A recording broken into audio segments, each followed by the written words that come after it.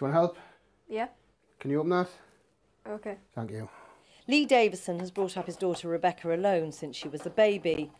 He was on benefits for years, unable, he says, to find work and look after her at the same time. Last April, he began working full-time and couldn't be prouder. So how was your first day at school, back at school being? Not very eventful, we just had boring lessons. But on a salary of £17,000 a year, he relies heavily on tax credits and child benefit. Under the cap, he'll lose around £145 a year. I am a striver and I'm being hit.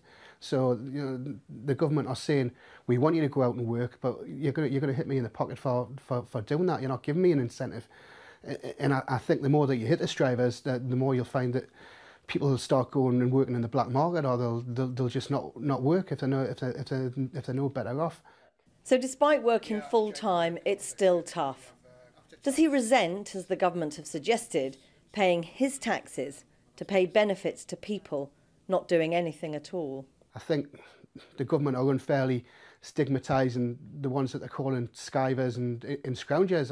I certainly don't know any. I certainly don't think I was a scrounger when I was, when I was out of work for a time. These are the most vulnerable members of our society, and as a society we have a duty to care for them and to help them and to support them back to work, not to label them as scroungers and skivers. I'm absolutely appalled that the public are swallowing this. It's just beggars belief. And what do the public make of it? Well, it's wrong, isn't it? I mean, if you're working, you're contributing. If you're not working, you're scrounging, basically.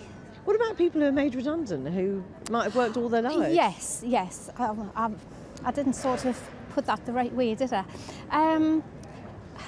People that's made redundant, yes, that's a different situation. There's a lot of people who are sort of like scamming the country. I do believe that. But I think there's some who are generally, do deserve what they get.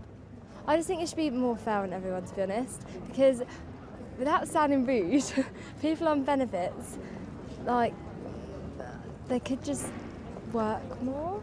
So sort your CV out the last time you were in and you applied for that job at that job in Gateshead. At his office, where he works for a charity, Lee advises single father of two, Peter Matson. He's been made redundant twice in 4 years. Once earning £30,000 a year, the family now live on £200 benefit a week, and under the cap will lose £20 a month. He says the government's notion of fairness is not his. It is quite cheeky what the government have said about being a scrounger. I mean, especially for me, when I've put in all those years of national insurance contributions and tax and stuff like that. Do you feel that, in a sense, you're not getting out now what you've put in, that it's not been fair? Yeah, I would say that. The cap will save £1.9 billion, say the government. It's the right thing to do. But it's an argument they are unlikely to win, with the millions of people who lose out as a result.